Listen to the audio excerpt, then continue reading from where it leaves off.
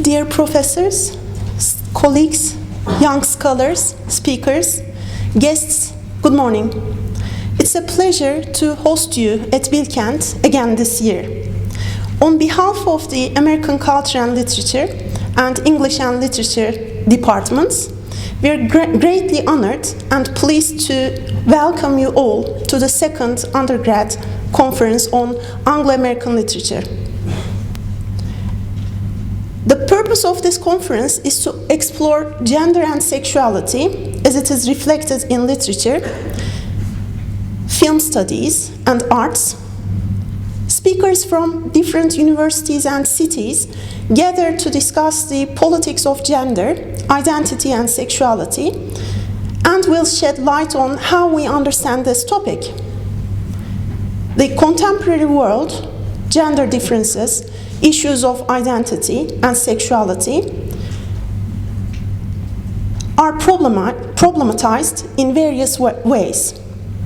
How do writers, artists, musicians, filmmakers fight against or reinforce sexism, discrimination, and identity crisis? We're going to find out today together. For 2 days, we shall be listening to papers composed with great enthusiasm and vigor, similar to how we felt while organizing this conference. I'd like to thank you, all English language and literature and American culture and literature students, who heartily and devotedly worked to make this conference an event with their ideas, suggestions, determination, and support. Academic and social committees worked diligently at meetings to make this conference an accurate academic event. Special thanks to Zeynep Duyanoğlu, who has done all the email contacts, received and sent the incoming and outgoing requests, infos, and shared them with the rest of the academic committee day and night. Ülkem Önal, who did all the paperwork, made necessary connections, and acted as the assistant president of the conference. Sinem Orallı, who edited the papers, made corrections, amendments, and provided us with unending support in many ways. Melih Mol, who designed the poster of the conference.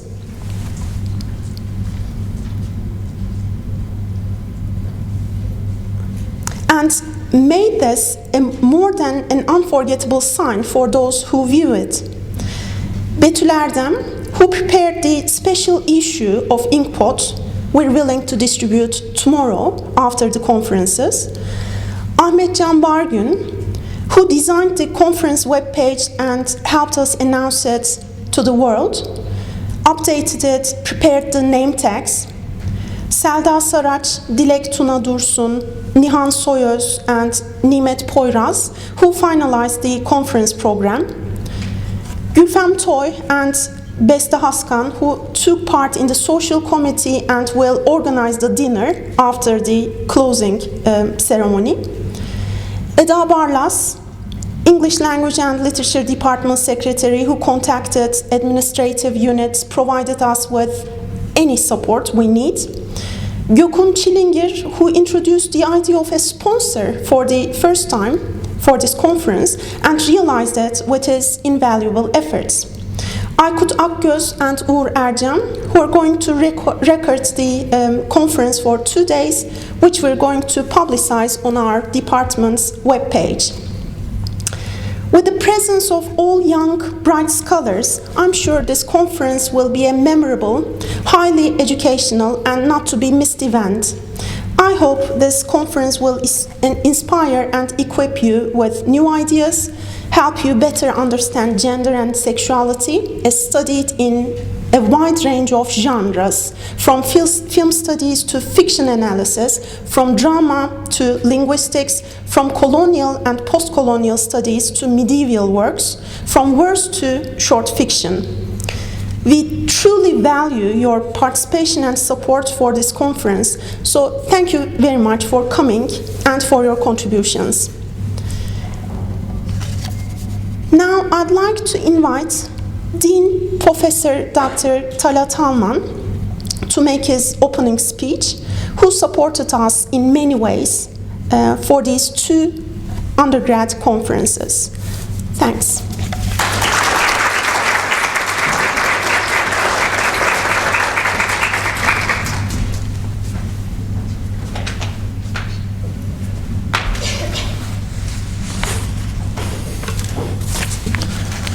Good morning. Welcome to the Ankara Spring, to English Literature Spring, American Literature Spring. Welcome to ELIT. With pride and joy, we can regard ourselves as an elite, the elite. In the academic world, as we in English and American literature are actually an elite. American culture and literature and English language and literature are 2 twin departments in this university. ELIT, of course, enjoys that marvelous pun, being elite, and the American culture and literature's department we call AMER for short. A stands for absolutely, M for marvelous, E for effective, and R for revered. That department certainly is revered, as well as elite, which has been so creative in this university. Thanks to Dr. Gül Kurtuluş and Dr. Ayşegül, who have spared no effort to turn this event into a success. We had the first one last year, this year we are very happy to see that the participation has grown. Actually, we have participants who have come all the way from Ege to Erzurum, from Istanbul to Gaziantep. They've come here with eagerness and with their scholarship. We are really looking forward to their eloquent speeches and to their enlightening us with the new visions and perspectives they've brought us. We had last year's impressive undergraduate conference on Anglo-American literature last spring.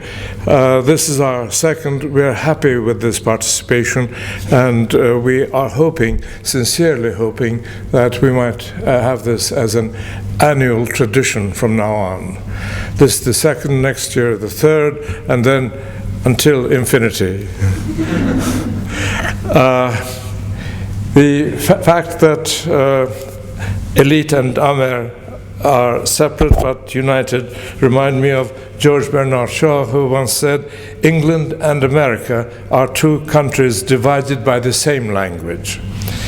Here in Turkey, these 2 departments we have here are unified by the English language.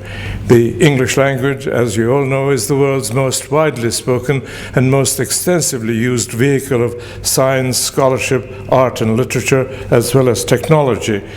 It's really a very dominant world language and international phenomenon, which is growing by leaps and bounds, which is actually not a very strong way of putting it, but it's growing really by gigantic steps.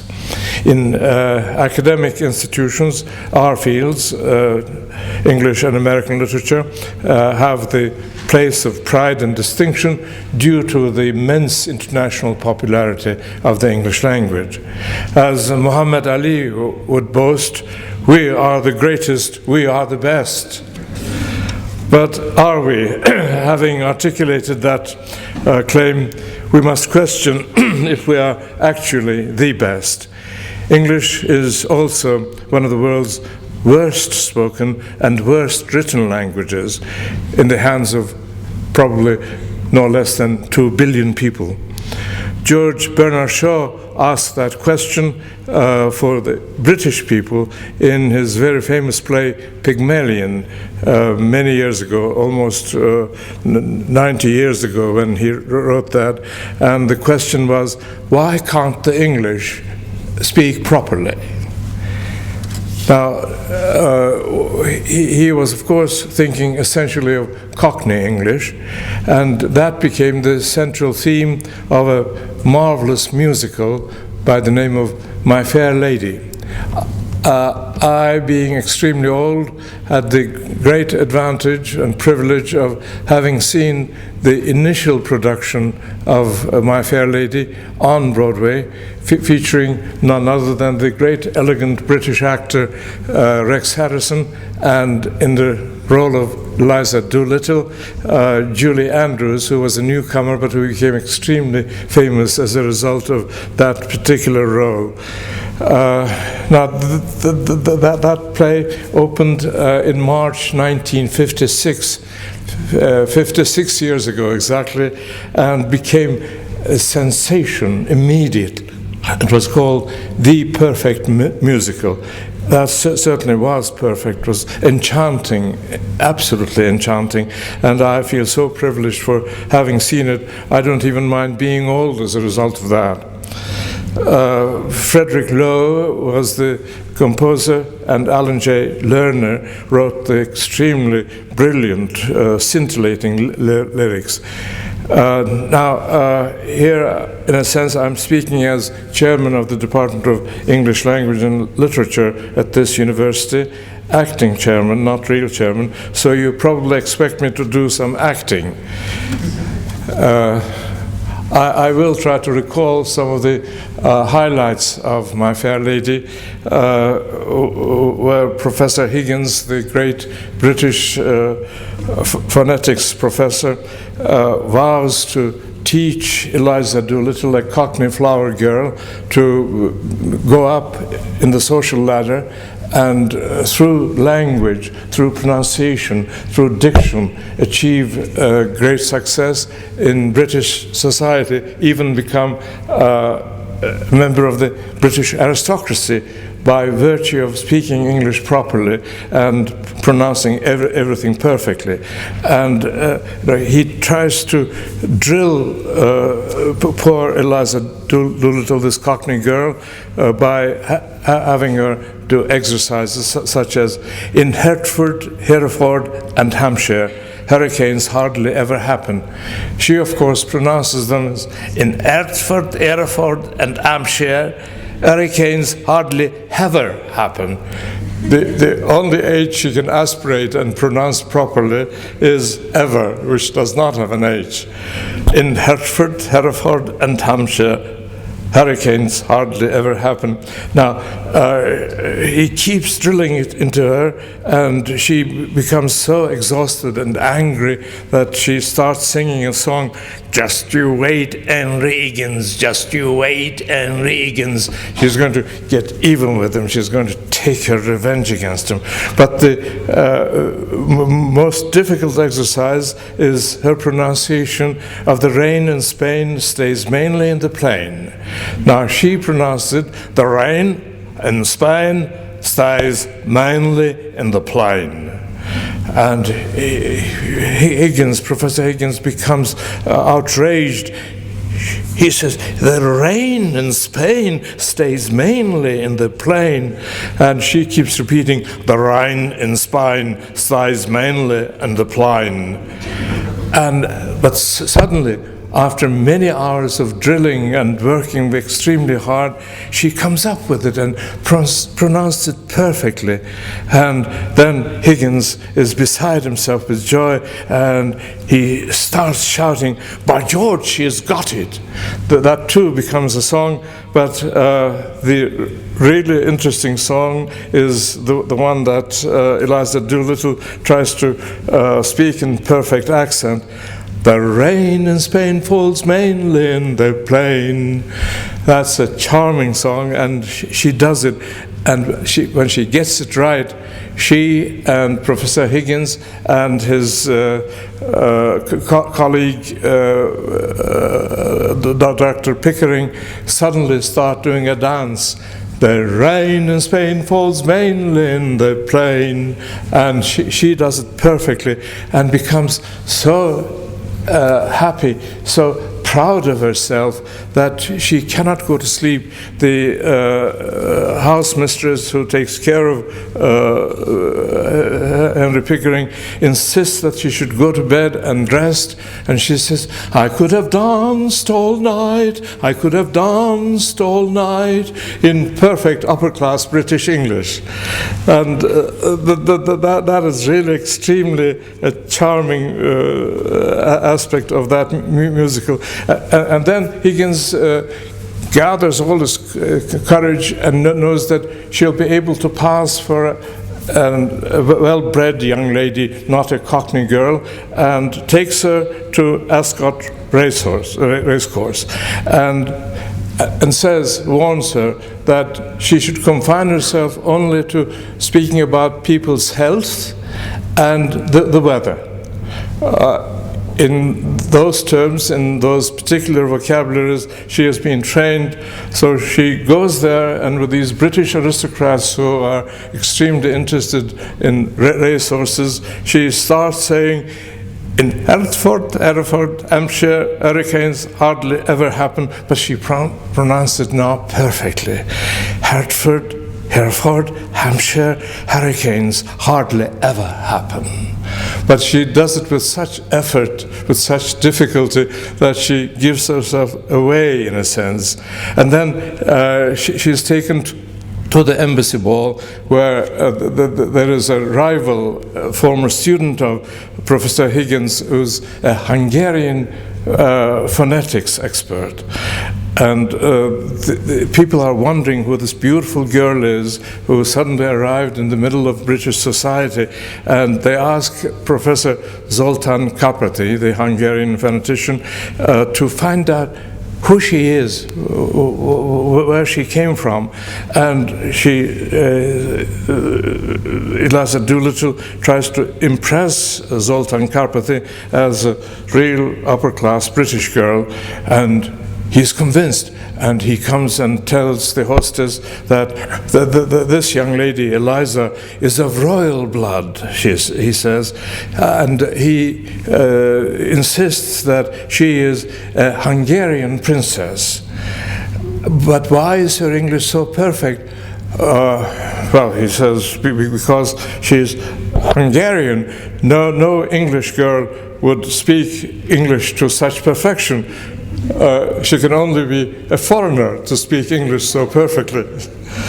So, eloquence, ladies and gentlemen, is also a matter of linguistic elegance. And certainly George Bernard Shaw gave us an inkling of that.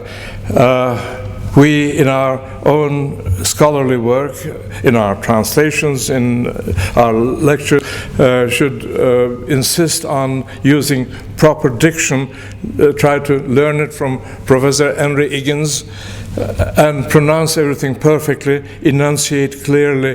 That is what used to be called elocution, which is no longer taught at schools anymore. And I feel that that is a great loss for the field of English and American literature. I hope we can introduce at some point in our Turkish universities courses in elocution taught by the young generation of Henry Higginses. Intonation is very important. I feel very frequently that some of our scholars in a variety of fields, but including in English and American literature, fail occasionally or sometimes dismally in expressing themselves clearly in understandable English. It is somewhat painful in some cases to listen to brilliant scientific or scholarly speeches or presentations, lectures, etc., where the English of the scientist or the scholar happens to be so woefully deficient, so badly spoken, that one doesn't really enjoy what is being narrated or presented by the speaker. That is something that in our Turkish universities we should try to somehow overcome. But is it really that much of a problem? Because some of the best work in English literature is done these days by scholars from India or from Central Europe or Japan, whose English, in terms of speech, in terms of diction, simply happens to be dismal, unbearable. And one wonders if those particular scholars have any understanding of the subtleties, of the intricacies of the English language to really study Shakespeare or Chaucer or Joyce. If they can speak English so badly, are they really adept at interpreting the contents of what they deal with? But when you read what they write, when you read their publications, it's written in such perfect English and perfectly clear, smooth, eloquent, that you are grateful that this work is being done in such countries as Japan and Poland and Czechoslovakia and in many different parts of the world. The Indian scholars are notorious in terms of their accent, and they're made fun of by many British and Canadian and American scholars just because they cannot do proper English enunciation. But how about us in Turkey? We are naturally gifted to speak many languages without too heavy an accent. But why can't we perfect that even? But in some cases, some of our students, some of our colleagues, including myself, of course, leave a lot to be desired in terms of proper pronunciation. We can ask, as Henry Higgins was asking, why can't the English speak properly? We can sometimes ask, why can't the Turks write and speak better English? But I'm sure the day will come when we solve this problem through exposure to more English-speaking people, to living in England or America or elsewhere, speaking English on a daily basis, making it part of our cultural and linguistic lives. People will be saying, why can't scholarship in English be as good as it is in Turkey? Or they'll say, why can't all scholars of English language and literature speak the way Turks can? That day will come. We have had a long experience in the teaching of English language in this country. It started in academic circles at the University of Istanbul, and a few years after that at the University of Ankara in the 1940s. And there were some legendary professors in Istanbul. There was the great Turkish woman novelist Halide Edip Adıvar, who founded the Department of English Literature in Istanbul and headed it for many years. She had very good English. I heard her speak a number of times, and she was truly impressive. And then in Ankara, there were some legendary professors, Orhan Buryan, for instance, a marvelous scholar who unfortunately died at the age of 39. And he was also a great scholar of modern Turkish literature, and he wrote in English extensively about modern Turkish poetry and published some articles in America. But there was also İrfan Şahinbaş and many others who really led the way in teaching young scholars at the University of Ankara, who now hold the positions of leadership in Ankara. But then throughout Turkey, we have, I think, no less than 50 departments of English literature and American literature in Turkish universities. That is an impressive figure. And scores of seminars and symposia are held at these universities. In that sense, I think, in terms of the energy and the creative thrust of our English and American literature departments, it's exciting, very exciting indeed. so far, I think several hundred PhDs have been issued by Turkish universities in these two fields, and several thousand bachelor's and master's degrees, an enormous number of theses and dissertations have been accepted for these degrees. But I wonder if, in terms of the contribution Turkish universities and Turkish scholars are making to the universal repertoire of English and American literature, we have really succeeded the way we should have, considering the extent, the scope of the work that is being done by Turkish universities in these fields. I don't think I can say that Turkish scholars have written a total of more than 10 articles that would be considered significant contributions to scholarship in English and American literature. That certainly is a very low figure, and I cannot think of more than 3 books written by Turks about American or British literature that would be considered worthy of praise in the international circles. That will change, I'm sure. I have great expectations and hopes for your generation, for the young generation. We are hoping to do our best in this university, but we have a long way to go yet. One of the things we want to use to draw attention to the importance of English literature is we are thinking in terms of starting an annual, perhaps occasional, Bilkent Shakespeare Award to be given to important Shakespeare scholars in this country as well as outside of Turkey.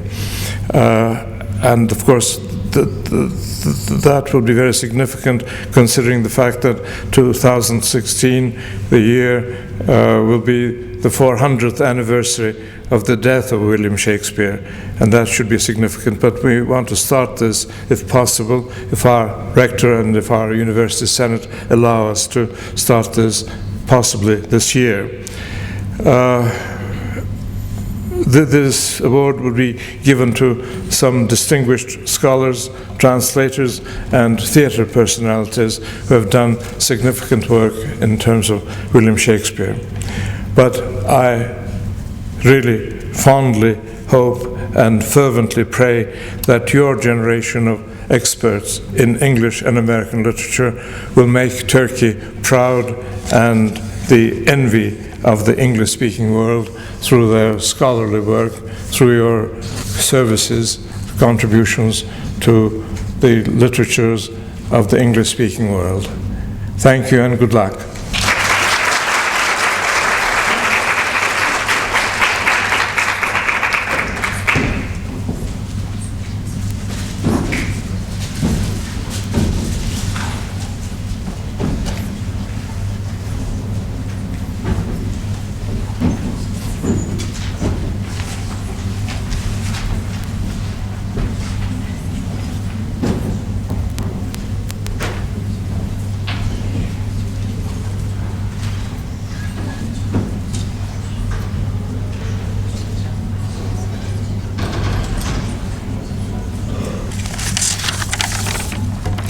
Good morning again. I would like to thank you all for being here.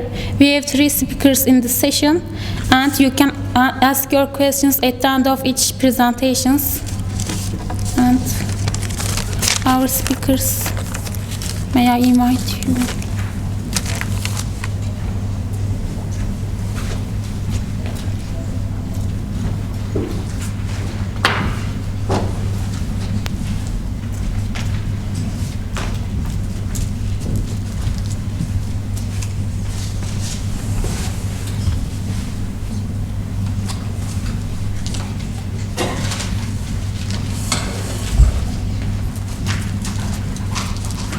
Our first speaker is Ayşegül Türkeri. She was born in Adana in 1981.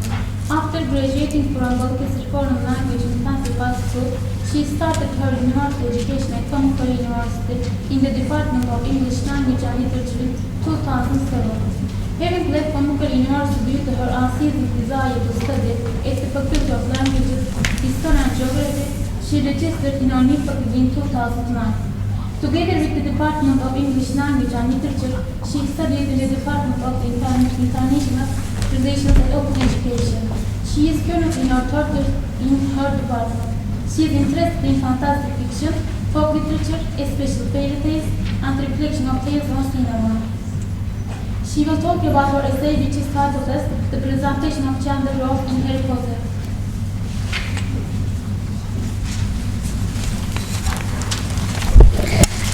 I want to thank the committee for giving us this chance to share our ideas. I want to start my speech with a video. It sums up the Harry Potter series in 99 seconds.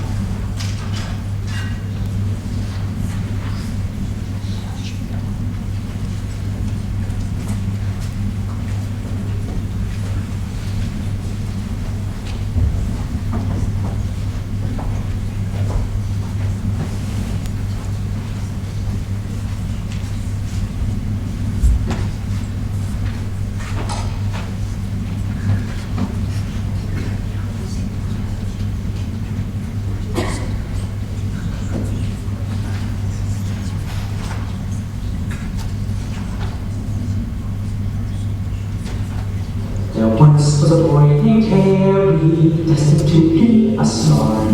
His talents were killed by Voldemort, who gave him a lightning scar. Yo, Harry, you're a wizard. Harry goes to Hogwarts to meet Ron and Hermione. Alarm requires he go over the door. Draco visits that he's going cold. He comes on for the sorcerer, so Mrs. Crow back up Dumbledore. Ron breaks his wand, now Jenny's gone, and Harry's a full of danger. Tom Riddle hides his snake inside his giant secret chamber.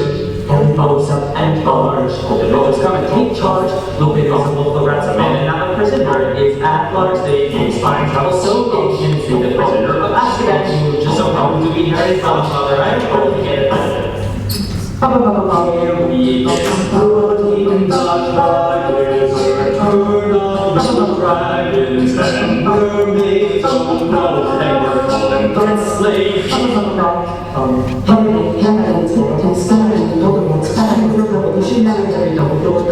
Ways we know it, constant attempts to contact him. He is forced to leave the school. Umbridge writes where he goes offend. Kids break into the industry. Serious black as dead can be. Oh, slit your soul. 7 parts of a whole. They're all crisis. It's Dumbledore's end. There once was a boy named Harry who constantly conquered death. But in one final rule between good and bad, he may take his final breath.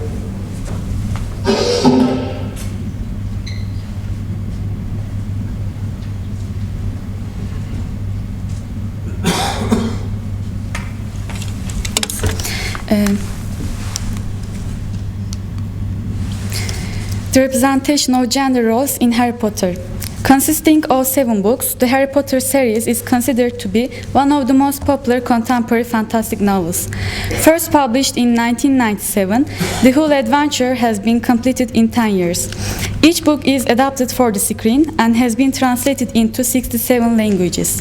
According to The Guardian's news, the series has sold over 400 million copies, becoming the bestseller book series in history. Rowling's writing has enabled her to gain great success, and now it is claimed that she is richer than even the Queen.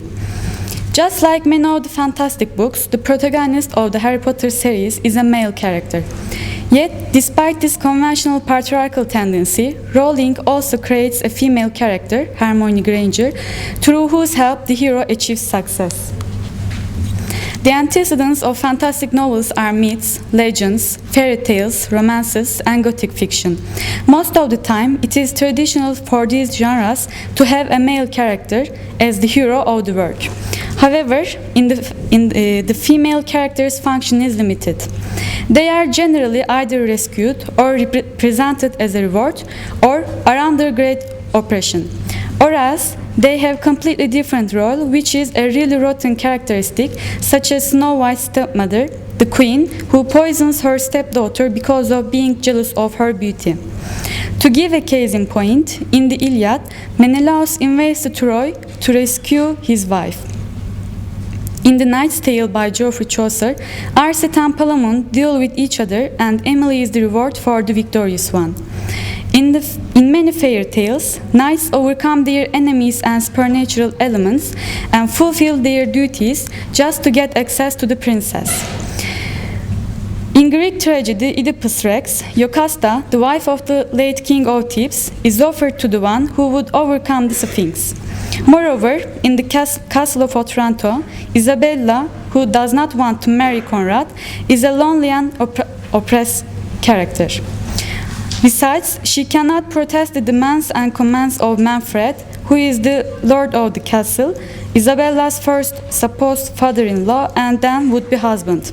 However, as successor of these genres, in the Harry Potter series, the role of the female character is completely different. As a modern female, Hermione both preserves her qualities, which belongs to a girl, and acquires a respectable place in the novel series. The entire series narrates how the little boy, Harry James Potter, matures and confronts his fate. First, he learns his real identity, then he adapts himself to his new environment and enlarges his cycle of acquaintance day by day. Moreover, he realizes that, just like in a non-magical world, there are the good and the evil in the wizarding world.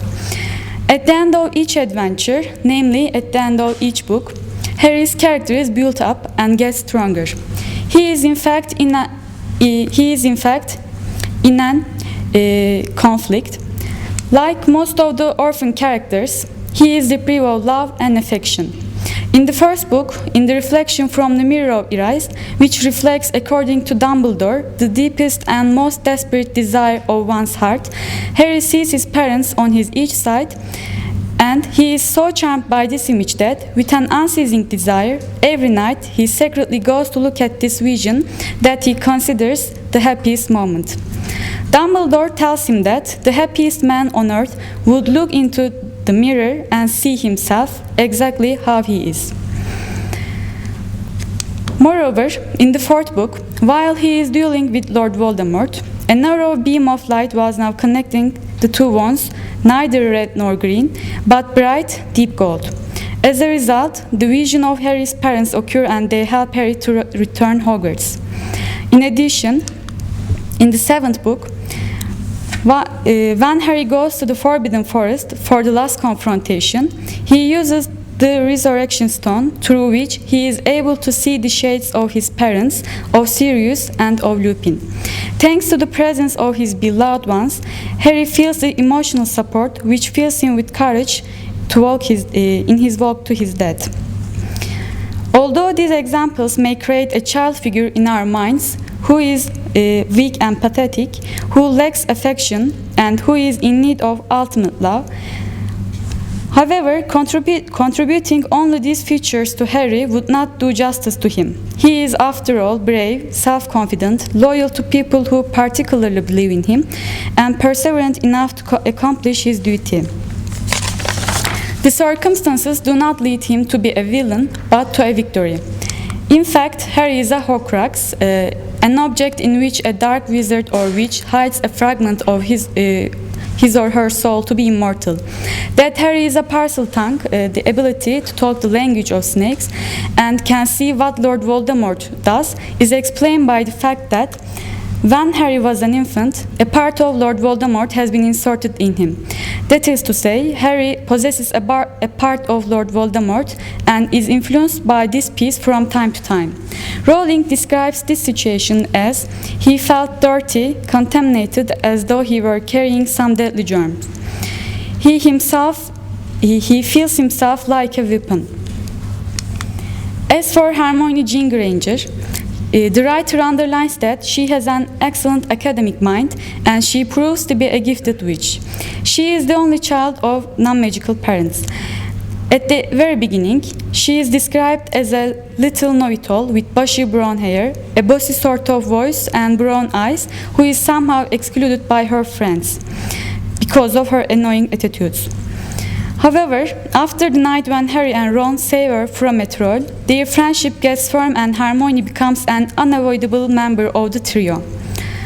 What is important in her character development is that she evolves into a character that can make use of her intelligence and knowledge for the benefit of the whole.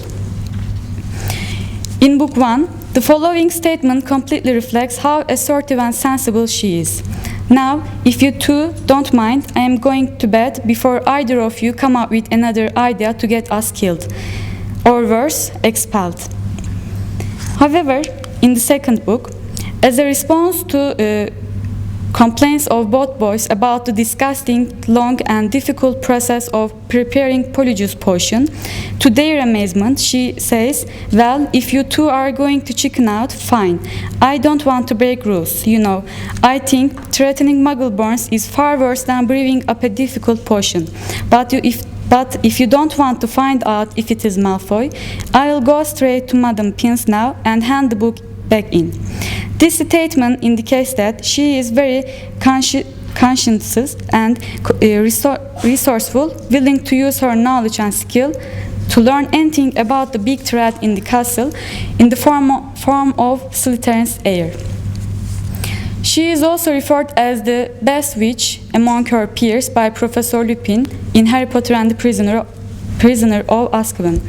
She always believes and supports Harry. Her role in the series is underlined by the writer. From the first book to the end, it is her quick-witted nature and practical ways of solving problems that help Harry to be successful. For instance, in the first book, she solves Professor Snape's potion puzzle and lets Harry save the Philosopher's Stone from Lord Voldemort. In the second book, she discovers the monster in the Chamber of Secrets, that is a basilisk, and notes at the foot of the page that it uses the pipes to move inside the castle. This help is obviously great. Though she is petrified, she is able to help Harry to take a great step towards the solution. In the third book, it is through Hermione's efforts that Sirius Black and the Hippogriff Big Bug are saved. In the fourth book, Hermione is portrayed as a girl who is concerned with social issues such as the condition of the house elves. She forms an organization to improve the appalling conditions of them and so helps Harry in the Triwizard Tournament. In the fifth book, she herself prompts Harry to found Dumbledore's army. Thanks to her quick-witted nature, Harry is salvaged from Professor Umbridge's Cruciatus curse. Moreover, she is one of the kids who breaks into the ministry to aid Harry. In the sixth book, she does a comprehensive research on Horcrux, which helped them to realize how big a problem they are about to face. Eventually, in the seventh book, she insists on setting off to search Horcruxes with Harry, saying, "No, Harry, you listen. We are coming with you. That was decided months ago, years really." Given the structure of Hermione as a skillful, sensible and resourceful girl who is arguably more heroic than Harry, One may wonder why Rowling has chosen a male character as the protagonist of the series. The answer is supplied by Rowling on Larry King's show. Larry King has asked, why not then a heroine? Why isn't this Helen Potter? Rowling's answer is as follows.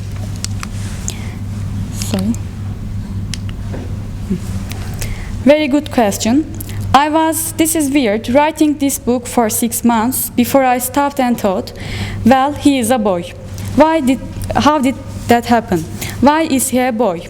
Why isn't it Harriet? And number one, it was too late. Harry was too real by then for me to try to put him in a dress. That wasn't going to work. And then there was Hermione. And Hermione is an indispensable part of the books and how the adventures happen. And she's so much me that I felt no guilt about keeping the hero who had walked into my head. You know, it was uncontrived. It wasn't conscious. That's how he happened. So I kept him that way. As Rowling's statement indicates, her motivation for creating a male character as the hero does not imply that she favors one gender over the other. Yet, she nonetheless emphasizes Hermione Granger's significance in the series. Her presence is fundamental in the course of forming a new, sound and liberal wizarding world, which is more livable and egalitarian. She is distinguished from preceding female protagonists. She is neither a rescued girl nor a reward for the hero. She herself has an identity which empowers her to speak her voice aloud. That she does not modify herself out and out to the male-dominated wizarding world is an important quality of Hermione. That is to say, she never avoids displaying the characteristics that label her girlish. Simply, if she is distressed, she cries, or by instinct, she shows motherly tender towards Harry and Ron. However, she is able to stand as firm and is determined as much as Harry. In Malfoy manner, she endures all the tortures performed on her by Bellatrix Lestrange. Hermione, unlike Rapunzel, instead of waiting in the castle to be rescued by the hero, protects both herself and her friends against all sorts of dark magic. What is more, unlike Emily in The Knight's Tale, Hermione herself chooses the boy whom she loves and marries him by her own free will. Her individual desires, decisions, volitions, choices, and preferences are not undervalued. On the contrary, she is depicted as a very successful, happy, and respectable mother and woman at the end of the series. In conclusion, although Harry Potter is widely read by a mass of people and considered a book for all ages, it was initially written for children and young adults. The perspective from which Rowling characterizes her two major characters may lead the reader to the conclusion that gender is not a criterion in categorizing people as weak, virtuous, brave, or heroic. In the series, the wizarding world, which is under a huge threat caused by the obsession of pure blood by Lord Voldemort and Death Eaters, is saved thanks to the harmonious cooperation of characters of opposite gender. That is to say, not exclusively Harry, but Harry, together with Hermione, changes the destiny of their world for the better. That's all.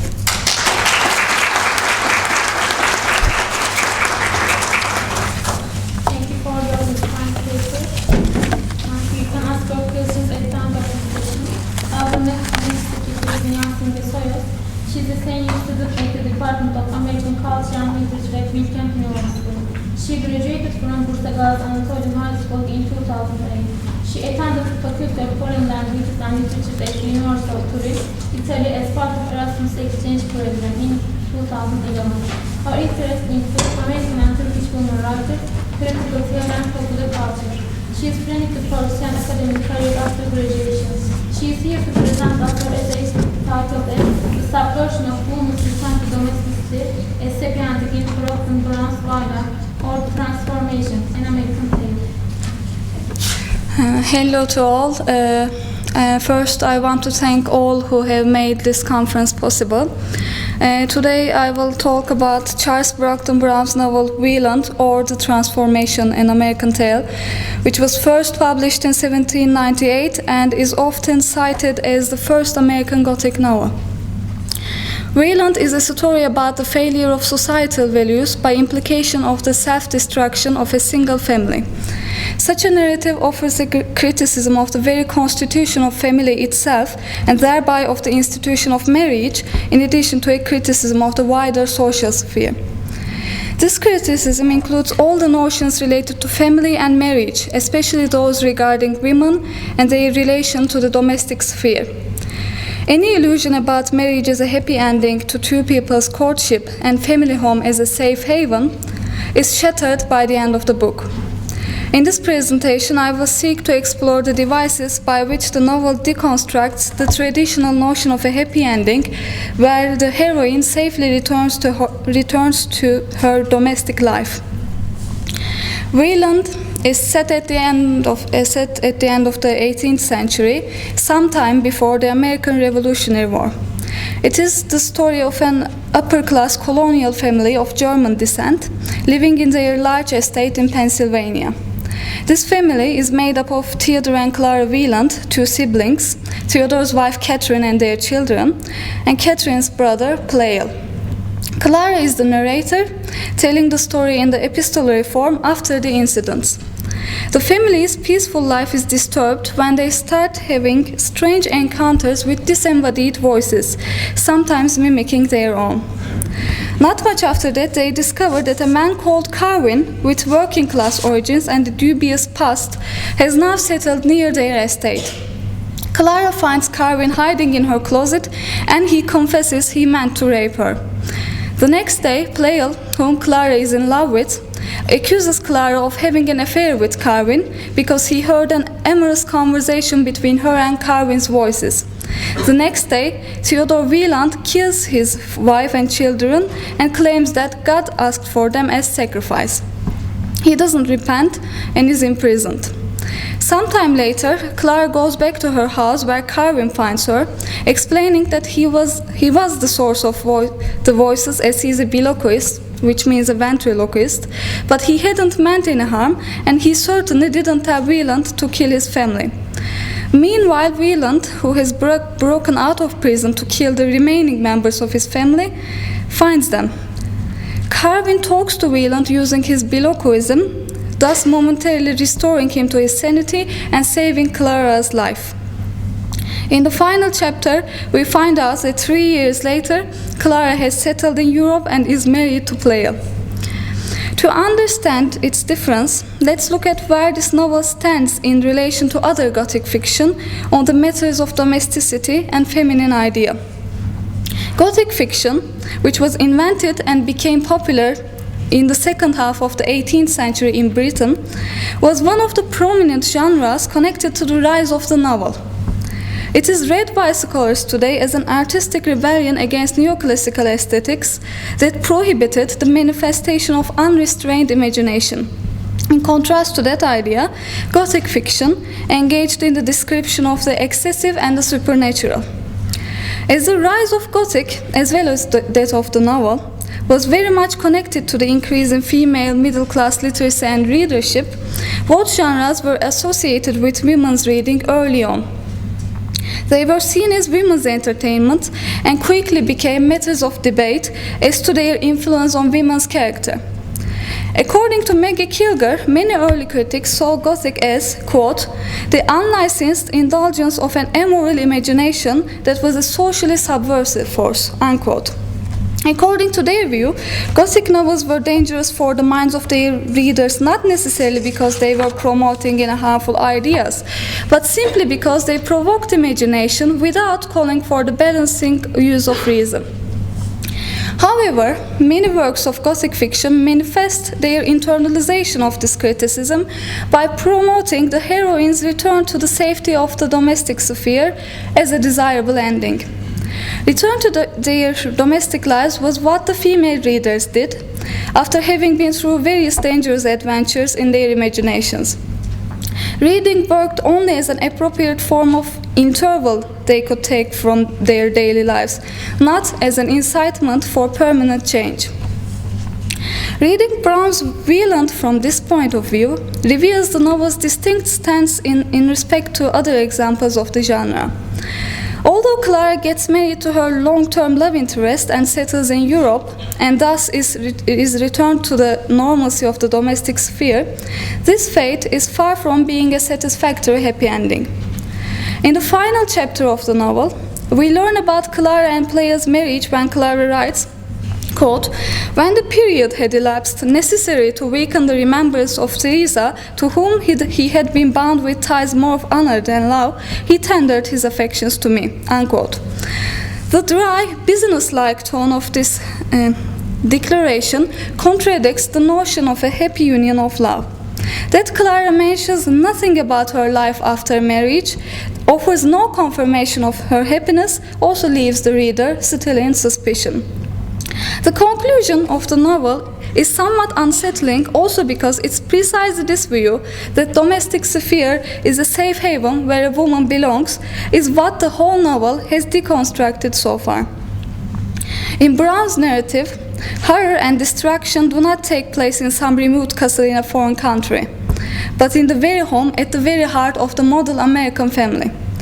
The enemy proves to be within, and to have little to do with anything more extraordinary than his own natural tendencies. Indeed, this transformation of Wieland, a model family man, strongly suggests an inherent wrong in the marriage institution. At no instance is Wieland depicted as a man who committed a crime completely against the nature of his beliefs. Despite all her attempts at putting all the blame on Carwin, even Clara finally admits that, quote, "If Wieland had framed juster notions of moral duty, the double-tongued deceiver would have been baffled and repelled," unquote. Wieland does not become the murderer of his family simply because he has been led astray. His description of Catherine in his confession goes like this, quote, "I thought upon her virtues. I viewed her as the mother of my babes, as my wife. My heart faltered," unquote.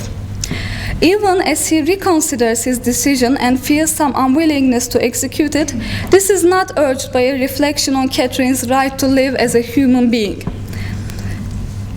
but by his attachment to her and the value she has in his eyes. He can only think of his family in relation to himself, as something he possesses.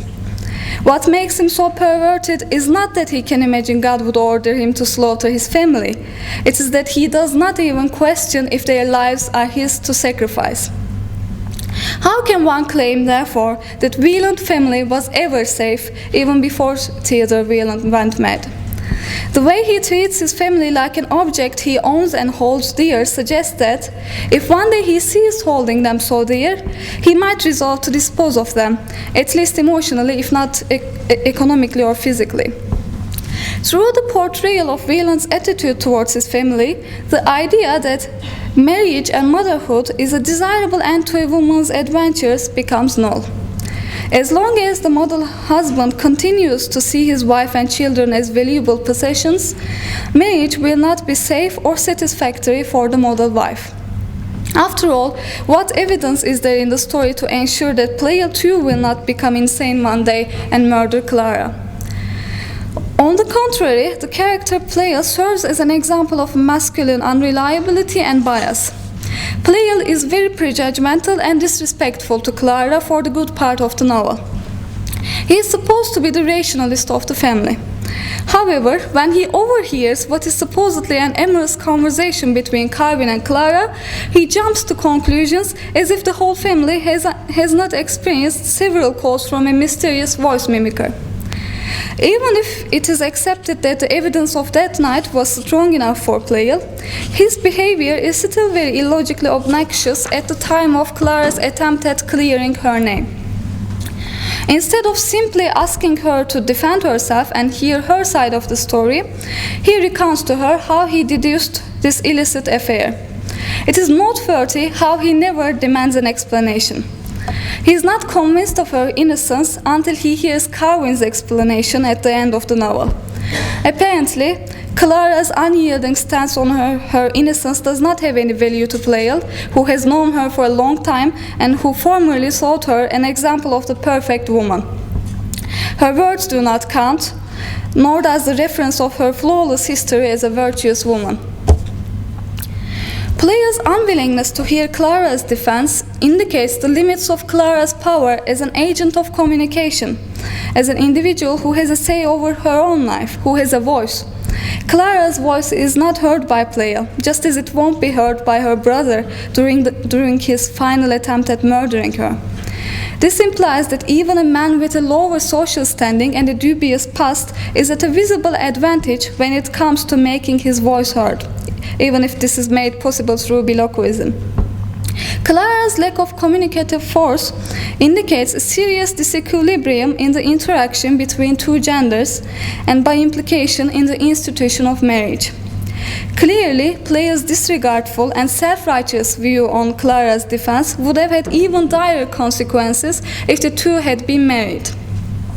All these aspects of Pleyel's characterization make it clear that he is not at all portrayed as a good-hearted Prince Charming, and Clara's persistent infatuation with him, resulting in their marriage, is hardly explicable by any logical reason.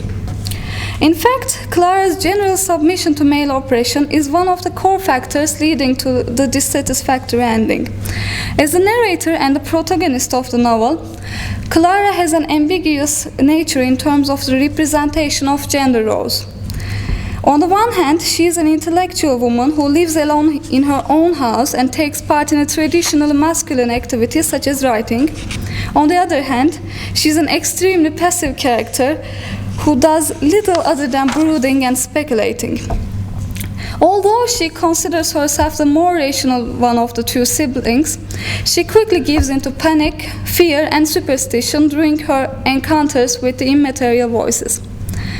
In the first occasion, when she overhears a murder plot which she immediately assumes to be directed against her own life, all she can do is to run out of the house in panic, leaving her maid alone in the house with the presumed murderess, and run until collapsing at the door of her brother's house. Note how her instinctive urge is to flee to the guardianship of the patriarch, without so much as thinking to inform the servants living outside and taking immediate action. Later, when on a summer house she hears the voice of one of the murder plotters warning her not to approach that spot again for her own good, she easily chooses to obey him instead of questioning this complete overturn of his motives. Her choice on these matters signifies her easy submission to authority, her weakness for superstition, and her passivity. Elizabeth Hinds argues that the character's passivity is a direct result of her class. According to this argument, Clara is condemned to the loss of her family because she is a representative of the aristocratic ideal for women during the rise of the middle class, which, according to Nancy Cott, promoted a new kind of, quote, conservative definition of women's virtue, one bound to the home as woman's place, but transformed by the new civic republicanism that required work in and for the home, unquote. Hinds goes on to argue that as a property-owning aristocrat, Clara's virtue is defined by a passive defense of her material being, the privacy and intactness of her body. Clara identifies her womanhood with her body, and her body as her private property, whereas the male members of her family confirm their manhood through their actions. Clara's femininity, just like a house, is valuable depending on two external conditions: its privateness and its desirability for others. That she internalizes these gender roles is the reason behind her incapacity to actually take action against the impending misfortunes of her family. Even with this focus on class, Hinds does state that the budding middle-class ethics also confines the woman into her home, although maybe this time as a servant and an ornament rather than just an ornament. Therefore, vulnerability and submissiveness of women are universal in this period. To sum up, Wieland, or The Transformation, an American Tale, among other things, is an elaborate criticism of the very elements constituting family. The novel does not simply criticize a vulnerability in marriage and family to be misused at the hands of villains. On the contrary, it hints at their tendency to be misused even at the hands of decent individuals. The novel Wieland exposes the inherent wrong in both matrimonial and familial relationships and the wrong in the cult of domesticity which both are based on. Therefore, it is not surprising that the heroine's marriage and return to domesticity is not represented as a glowing happy ending. The notion that return to the sphere of marriage and family is a return to safety is skillfully deconstructed throughout the novel. This is done not only via the murder of the Wieland family by their patriarch, but also through the portraits of all the family members who, unknowingly, have contributed or are still contributing to this misfortune through their perverted beliefs on marriage, family, and gender. And this is the end of my presentation.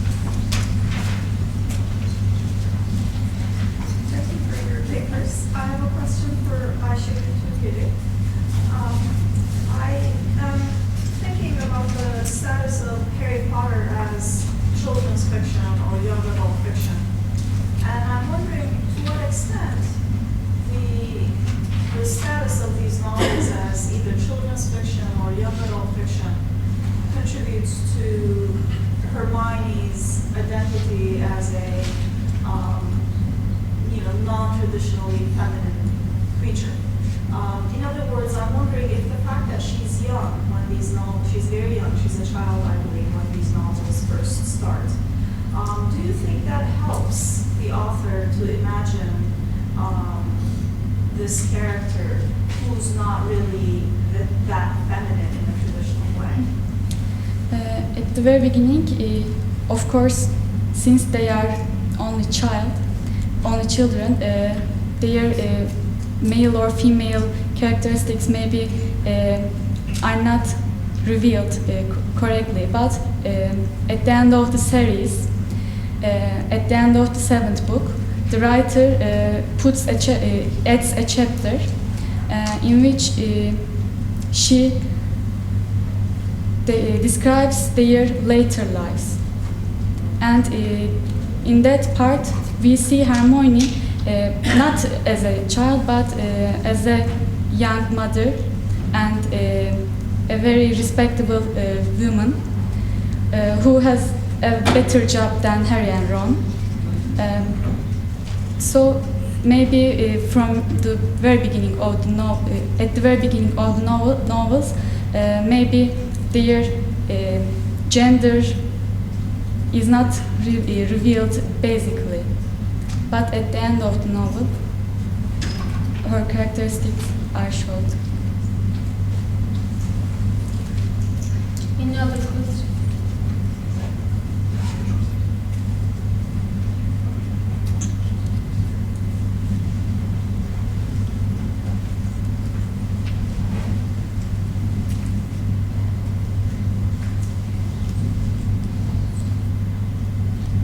If you don't have another question, I have